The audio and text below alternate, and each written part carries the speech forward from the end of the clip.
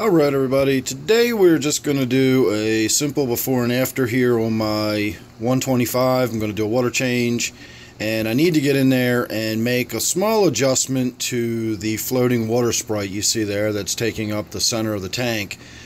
It normally attaches in place by me tucking it under the piece of driftwood there, and it looks like it's just sort of moved a little bit and has shifted down towards the left side of the tank.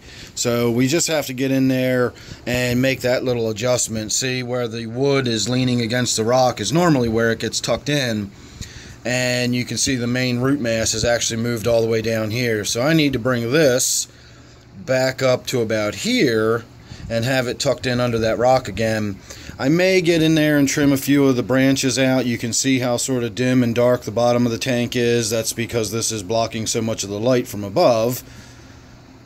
And of course I'll probably wipe the glass down while I'm in there. At least I'll wipe down the very center part here. I do have one LED fixture right above it, and that tends to create a lot of algal growth right on that front glass like that. So I'll at least get in and wipe that down.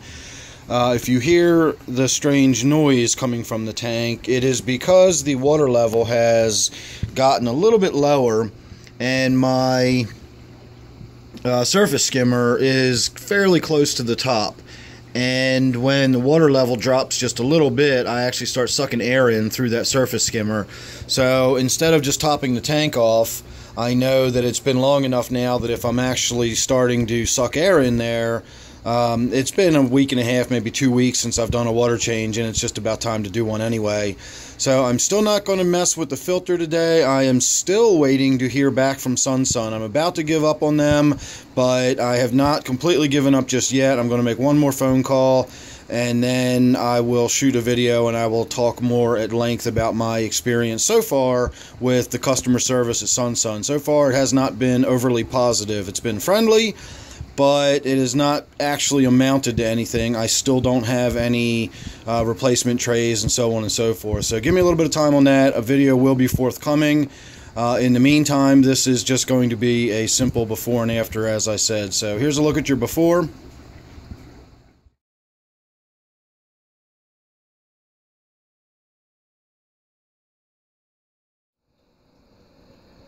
Alright, I really got to stop saying that I'm not going to do anything to that Water Sprite in the middle there. Every time I say that, I get in there and I butcher it.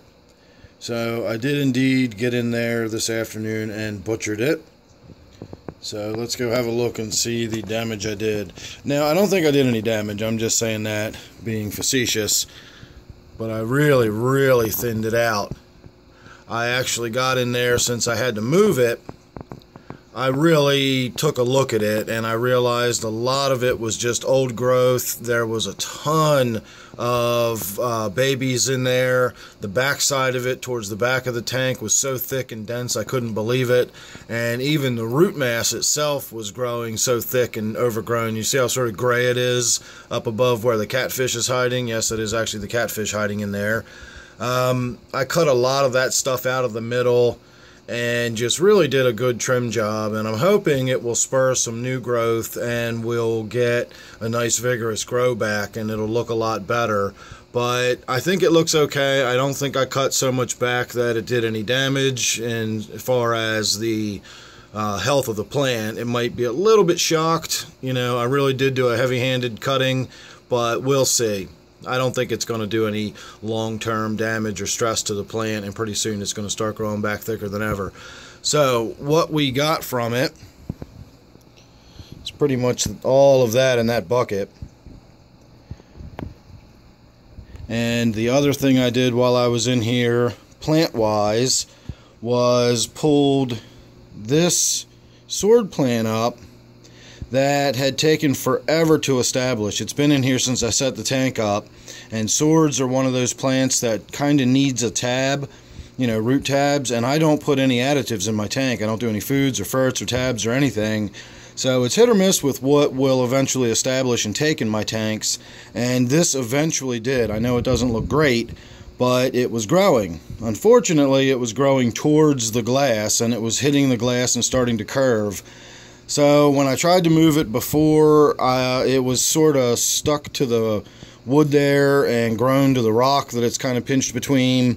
So today I sort of bit the bullet, and as gently as I could, I kind of yanked it apart and tore it off of the wood and rock and turned it around and reversed direction. So it is now going to grow in this direction along the wood.